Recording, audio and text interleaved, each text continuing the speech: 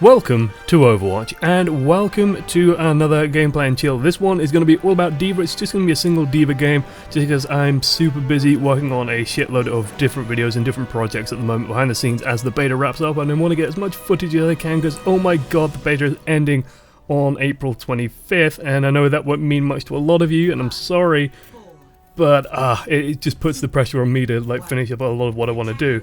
But what I want to do right now is talk about D.Va, because D.Va for the longest time confused the shit out of me, and she still does to some degree. And here I'm trying to knock people into the water. I think I actually get Mercy. No, I almost get Mercy, but of course she has Guardian Angel, so she can slip out. I love playing D.Va on Volskaya, by the way. She's super flexible, especially around the first point. You can move around so freely, and also you can do a lot of damage with her. But yeah, I was so confused with D.Va for so long, and I've been playing a lot of her just to try and get a feel for, what do you do with D.Va? When do you pick D.Va? Why should you pick D.Va? What's D.Va's strengths? What's her weaknesses?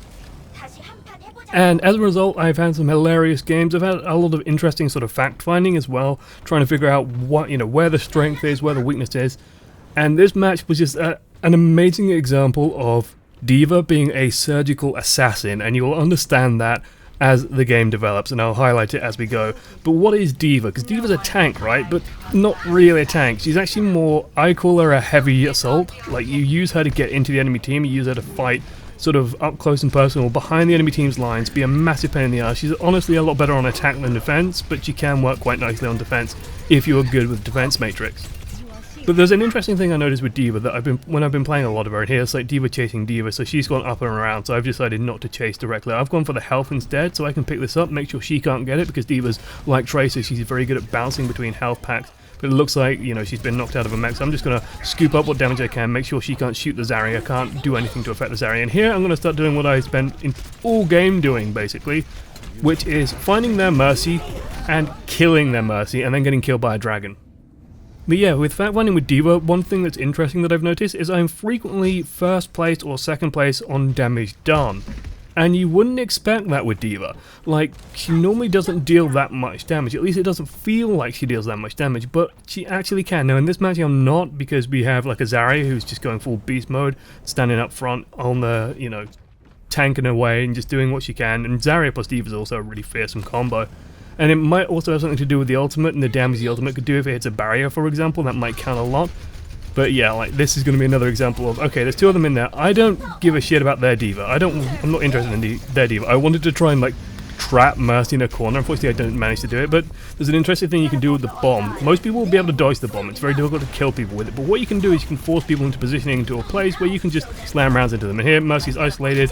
She's going around the corner for safety, and it's like, no, you're not getting away. If I'm going down, you're going down with me, girl. Because I do not want Mercy to ever resurrect. My job is to make sure that Mercy is dead every single time. Let the Zarya handle the frontline tanking. Let Zarya handle it, let Symmetra handle it, let everyone else deal with that. Soul 76 can handle it. I'm just going to kill Mercy. I'm going to kill Mercy over and over and over and over and over. And this Mercy is going to get real goddamn tired of me by the time we reach the end of this match. So what I've been noticing as I've been playing Zarya, as I've been playing D.Va is, first of all, you do a lot of damage in here. Like, hello Mercy. Don't care about the D.Va, I just want to sort of crawl over it. There you go. There we go. What I've been noticing is lots and lots of damage. Lots and lots of damage potential in human form.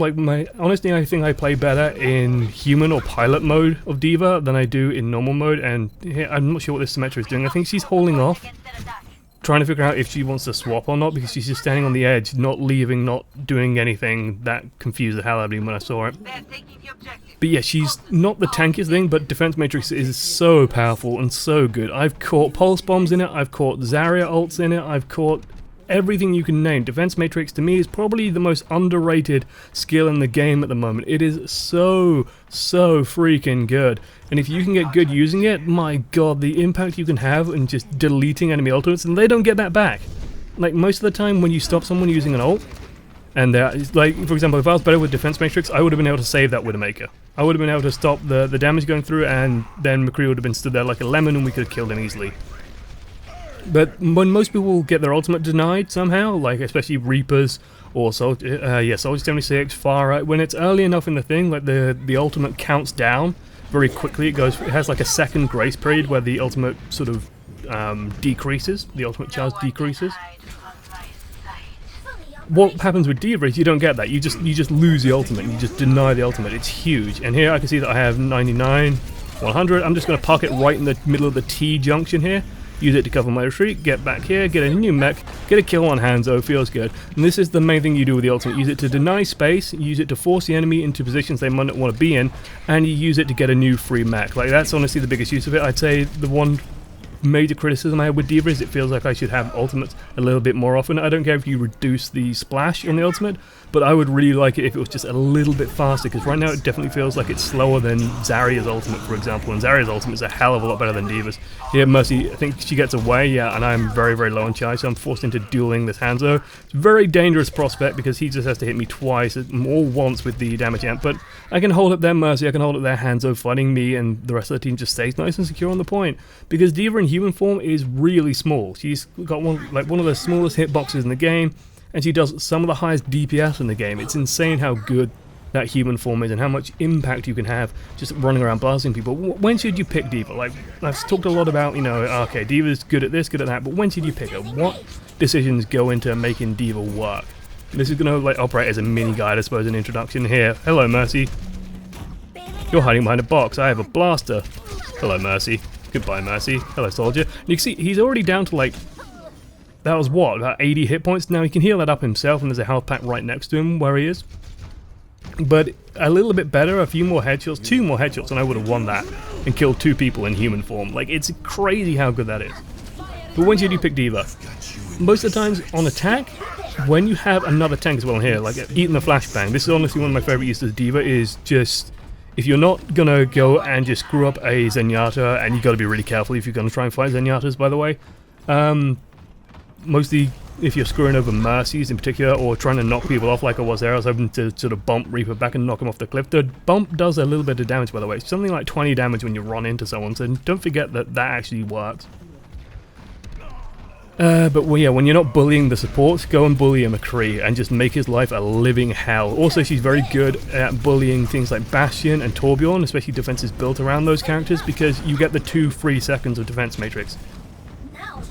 The moment someone looks ready to go and do something, just go in with the defense matrix, make sure they're covered when doing it, and Bastion and Torbjorn especially are so vulnerable to that.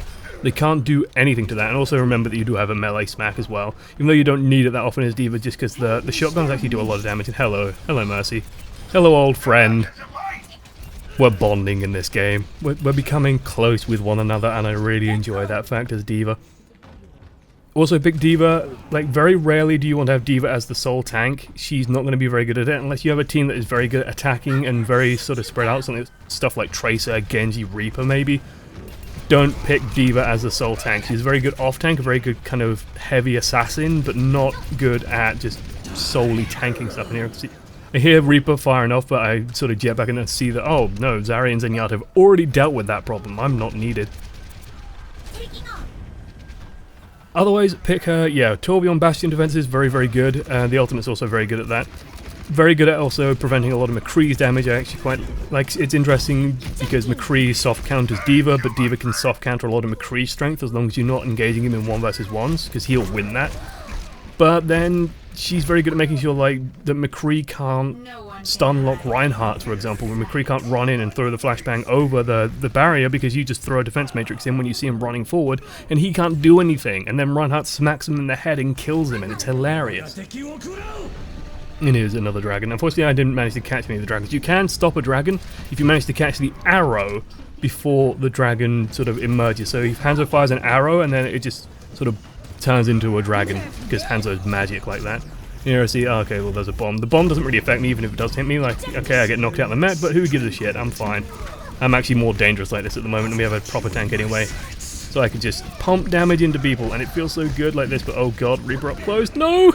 No! Luckily, Reinhardt's there. And we have 3 tanks on this team. Like, Zarya and D.Va is an excellent combo, just because D.Va is so huge. And also, by the way, I'm telling the team, like, Mercy, you cannot ignore the Mercy.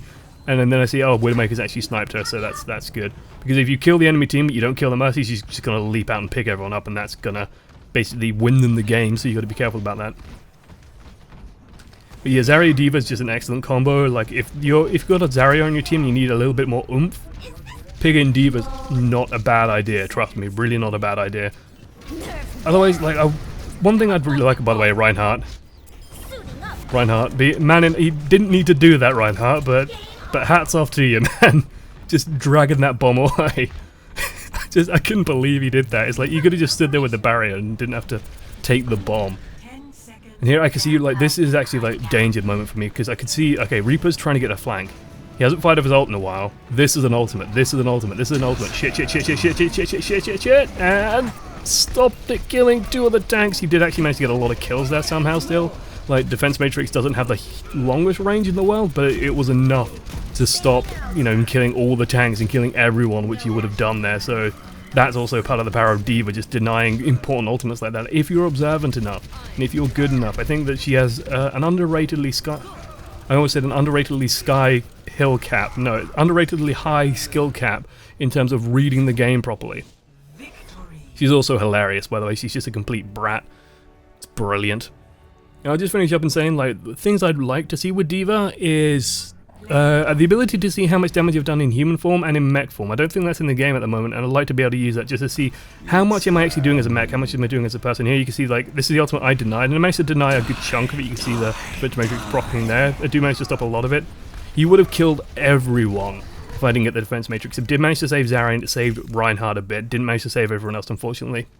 But yeah, beyond that, like, she's just in a really weird place, and she's very weird to play, but she does have her power, and she's just going to be very situational for a while, I think. I think she's a little bit misplaced as a tank, so to speak, and I really recommend it against thinking of her as a pure tank. She can lead charges, she can push in, and I'm going to just play some random clips that I have built up, and those are going into the hype video I'm working on, so just enjoy those in the background while I ramble. But beyond that, yeah, like, she's fun. She's a lot of fun to play. Would I play her in competitive much? Only as a situational pick, I think. I wouldn't play her that often.